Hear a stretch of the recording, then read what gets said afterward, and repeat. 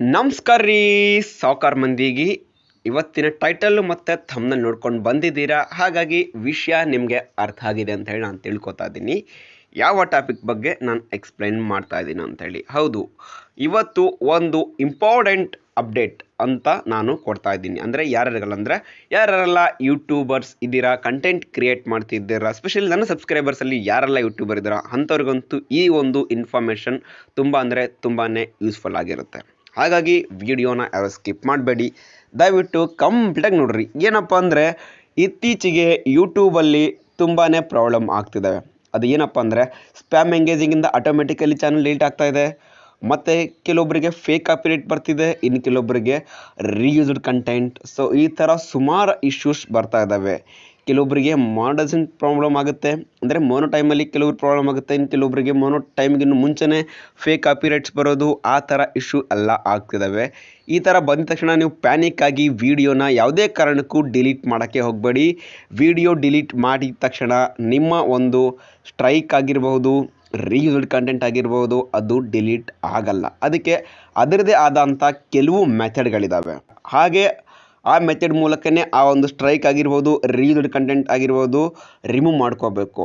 ನಿಮ್ಗೇನಾದರೂ ಆ ಥರ ಇಶ್ಯೂಸ್ ಬಂದರೆ ಇಲ್ಲಿ ನೋಡಿ, ನನ್ನ ಒಂದು ಇನ್ಸ್ಟಾಗ್ರಾಮ್ ID ಇದೆಯಲ್ಲ, ಇದಕ್ಕೆ ಫಾಲೋ ಮಾಡಿ, ಮೆಸೇಜ್ ಮಾಡಿ, ನಿಮ್ಮ ಪ್ರಾಬ್ಲಮ್ ನಾನು ಸಾಲ್ವ್ ಮಾಡಿ ಕೊಡ್ತೀನಿ.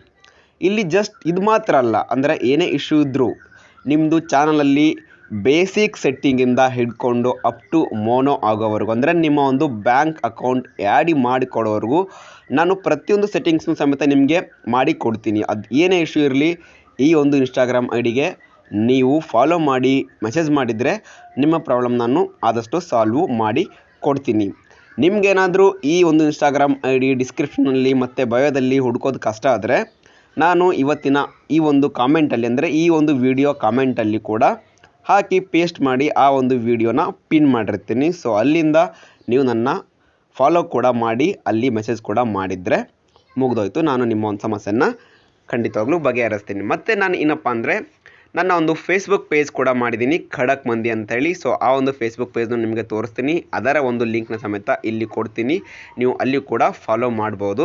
ಹಾಗೆ ಇವಾಗ ನನ್ನ ಒಂದು ಇನ್ಸ್ಟಾಗ್ರಾಮ್ ID ತೋರಿಸ್ತೀನಿ. ಏನಕ್ಕಂದರೆ ಸಂತೋಷ್ ಕುಮಾರ್ K12 ಅಂತೇಳಿ ಇಬ್ಬರ ID ಇದೆ. ಹಾಗಾಗಿ ನೀವು ಯಾವುದೇ ಕಾರಣಕ್ಕೂ ಕನ್ಫ್ಯೂಸ್ ಆಗಬೇಡಿ. ಇವಾಗ ನೋಡಿ, ನಾನು ನನ್ನ ಒಂದು ಇನ್ಸ್ಟಾಗ್ರಾಮ್ ಇದನ್ನ ತೋರಿಸ್ತೀನಿ. ಇಲ್ಲಿ ನೋಡಿ, ಇದು ನನ್ನ ಒಂದು ಇನ್ಸ್ಟಾಗ್ರಾಮ್ ID. ಸೊ ಇದರ ಒಂದು ಲಿಂಕ್ನ ನಾನು ಕೊಟ್ಟಿರ್ತೀನಿ, ಇಲ್ಲಿ ಏನಿದ್ದಾವೆ. ಸೊ ನಾನು ಹಾಕಿರೋಂಥ ಕಂಟೆಂಟು ಇದು ಬಂದರೆ ತಿಳ್ಕೊಬೇಡಿ.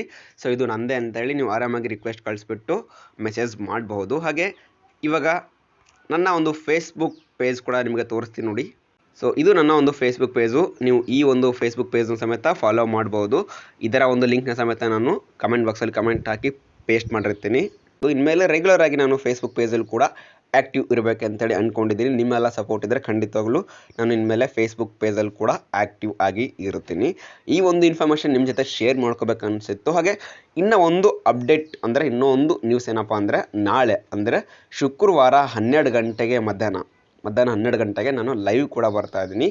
ನಿಮ್ದು ಏನೇ ಡೌಟ್ಸ್ ಇದ್ದರೂ ಲೈವಲ್ಲಿ ಬಂದಾಗ ಕೂಡ ಕೇಳಿ, ನಿಮಗೆ ನಾನು 100% ಆನ್ಸರ್ ಕೂಡ ಮಾಡ್ತೀನಿ.